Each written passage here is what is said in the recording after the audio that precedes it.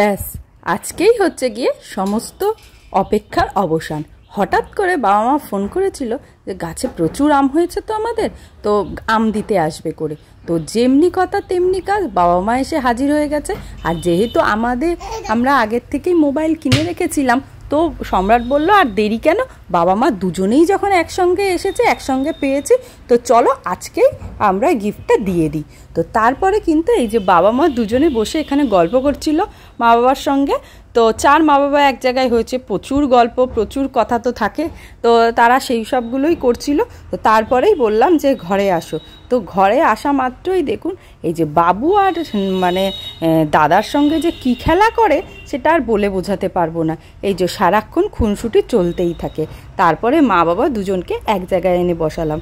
আমি সবথেকে বেশি এক্সাইটেড ছিলাম যে মা বাবার রিয়াকশানটা কী হবে, কারণ সবসময় যা কিছুই কিনে দিই না কেন সবসময় বলবে যে এটা কেনার কি দরকার ছিল।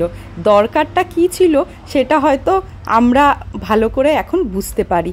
তো যাই হোক, বাবুর জিনিস যেহেতু, তো বাবুকে হাতে করে নিয়ে দেয়া করাবো, কারণ বাবুর সঙ্গে তার দাদা দিদুন কথা বলবে।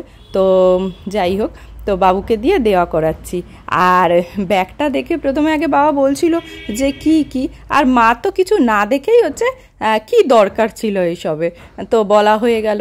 তো মারা তো সবসময় এগুলোই বলে। তো বাবা কিন্তু ওপর থেকে দেখে বুঝতে পারলো যে এটা মোবাইল। তো বলল যে তুই যখন দিয়েছিস তখন তুই খোল এটা। তো সেই জন্যে কিন্তু আমি খুলে আবার মাকে বাবাকে দেখাচ্ছিলাম। আর বিশ্বাস করুন ওরা যে কি খুশি হয়েছিল সেটা বলে বোঝাতে পারবো না। মাকে তো দেয়া মাত্রই মা বলছে যে কীরকম করে করব, আমাদের একটু শিখিয়ে দিবি না, না হলে পরে আমরা বাড়িতে গিয়ে চালাবো কেমন করে। তো যাই হোক, এইটার তো এখনো পর্যন্ত সেইভাবে সেটিং করা হয়নি।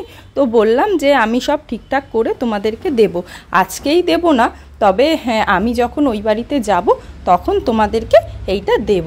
আর বাবু তো পেয়ে কি খুশি হয়ে গেছে। আমি বললাম বাবুকে, বাবু দাদাকে দেখিয়ে দাও কেমন করে ফোনে কথা বলতে হয়। বাবু কিন্তু এত বড় বেশি ওস্তাদ, ও কিন্তু দেখাচ্ছে যে কীরকম করে ফোনে কথা বলতে হয়। যাই হোক, এইবারে দুজনে মিলে এই ফোন দিয়ে দেখা সাক্ষাৎটাও বেশ ভালো করে হবে। আর বললাম না বাবারা আজকে নিয়ে এসেছিলো গাছের আম, এই দেখুন কত আম নিয়ে এসেছিল গাছে। আর আমরা ওই বাড়িতে থাকতে তো প্রচুর আম কুড়াতাম আর খেতে থাকতাম, কিন্তু এখানে আসার পরে তো সবসময় ওই বাড়িতে যাওয়াটা সম্ভব হয় না। তবুও আগের দিন গিয়েছিলাম, দেখেছেন অনেকগুলোই আম কুড়িয়েছি।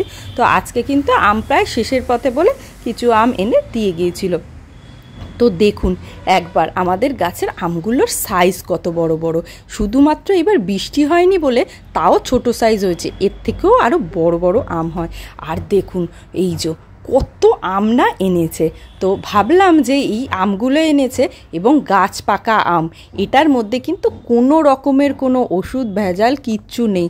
তো এবার আপনাদেরকে অনেক রকমের আমের রেসিপি করে দেখাবো, কারণ হচ্ছে এই আম চলে গেলে পরে তো বাজারে আর সেই রকম ভালো আম পাওয়া যায় না। আর যেগুলোই দেওয়া থাকে আসুক না কেন সব কার্বাইটেরই থাকে। তো যাই হোক, তারপরে কিন্তু বাবাদেরকে একটু মিষ্টি দিয়েছিলাম। বাবারা আসলে পরে কিছুই খেতে চায় না, তবু একটু মিষ্টি এনে দিয়েছিলাম। আর এই যে আমার ছোচা ছেলেটা, ও বাবার সাথে বসে পড়েছে কিন্তু মিষ্টি খেতে। আর বাবা আসলেই ও বাবার কোল থেকে কিছুতেই নামতে চায় না।